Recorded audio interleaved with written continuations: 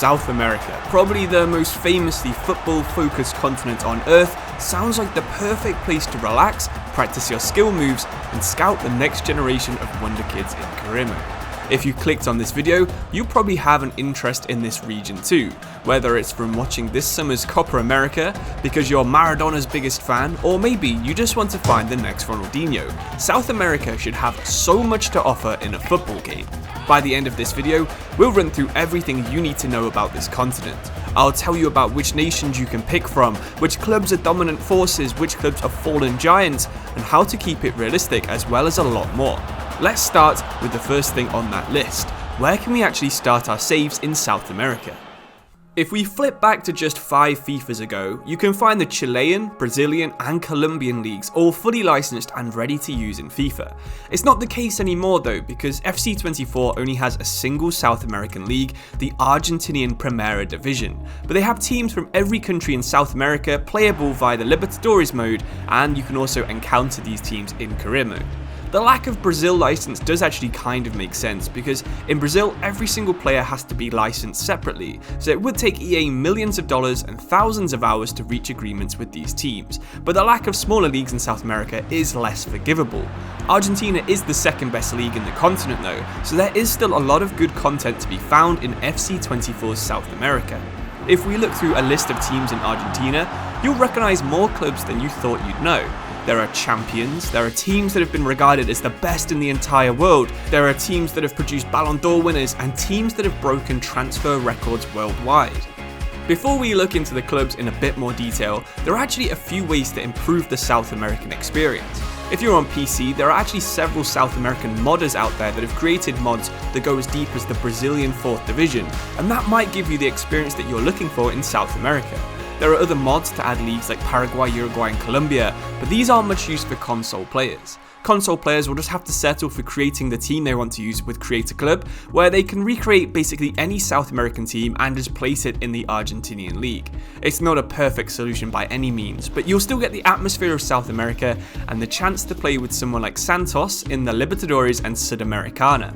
If neither of these solutions work for you, you could actually just create a super league by moving clubs from the rest of the world section into a different league, and if you pick any nation other than Argentina, you'll miss out on the continental tournaments. This could be interesting if you place them in Europe and see how some of these South American teams would compare to the likes of Leverkusen and Barcelona.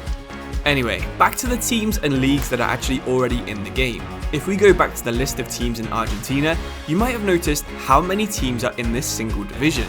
There are 28 teams to choose from, and while I could probably give you at least one good reason to pick every single team in South America, I'll pin that in the comments below this video instead if you're interested in having a read. Rather than go through every team, I'm just going to rank some of the more interesting teams and tell you why you should seriously consider these 4 clubs. I think in S tier we have to put 2 teams, River Plate and Boca Juniors. River Plate is probably the best choice for a South American career mode due to the balanced squad and their history of developing young players.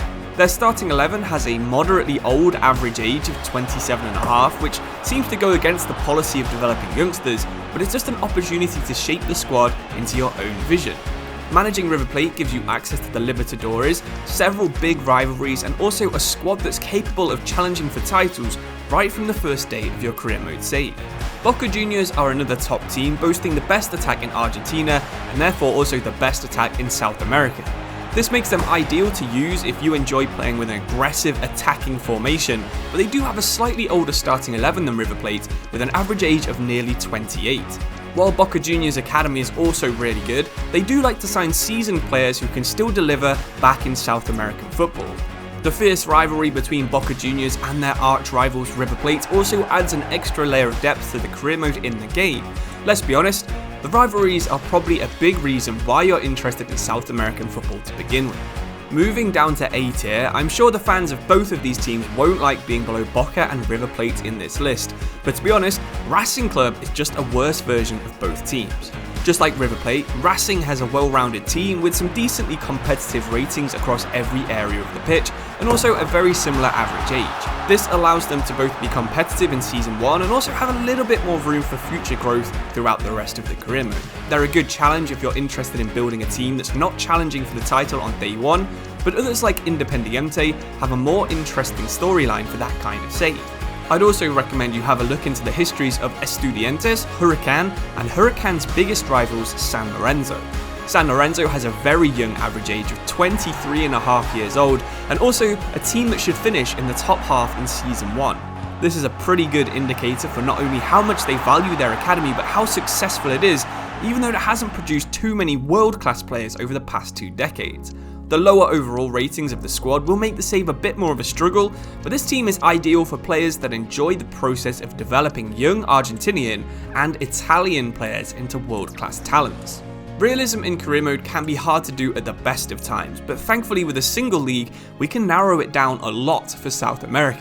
Almost all of this information also holds true for every other league in the continent, but of course we're focusing on just Argentina for the rest of this video.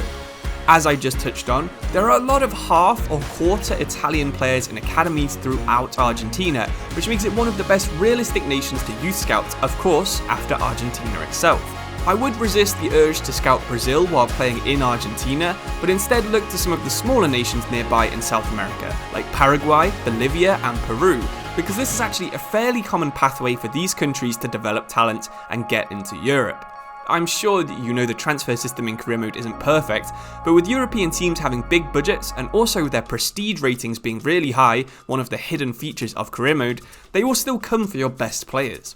In real life, it's extremely difficult to keep a player over 80 overall in South America. I can only really think of Tevez and Mascherano that have done that before moving to Europe. If you receive any bids above a player's value and their overall rating is over 75, I would seriously consider accepting the deal just to help keep the league a bit more difficult. Eventually, you will have a surplus of cash, but that's kind of ideal as well because South American players love ending their careers in South America and they always want inflated wages to come back. With enough money, even the biggest names in Europe would consider moving to your club once they hit 30 years old. Don't be scared to look at the likes of Casemiro, Di Maria, or any of the players that went to chase money in Saudi Arabia. If you only follow these 3 guidelines about youth scouting, selling players, and signing players, I'd say that your career mode should be fun for at least 10 seasons, while also remaining challenging and realistic. While South America doesn't quite have the depth that Asia or Europe has in its career mode, it is still an underused continent for the mostly European and American viewer base that this channel has. Hopefully after watching this video, you know a little bit more about the league, the continent, and you're interested in giving the Libertadores a go. It really is one of the hidden gems inside career mode, and when career mode gets stale in the summer, South America is there waiting for you to use. I hope that you enjoy your trip to Argentina, and if you do decide to do a save, let me know which team you're using in the comments below. Please consider hitting the like button if you enjoyed the video, or subscribe for more FIFA content coming very soon. But thanks for watching, really appreciate it, cheers and goodbye.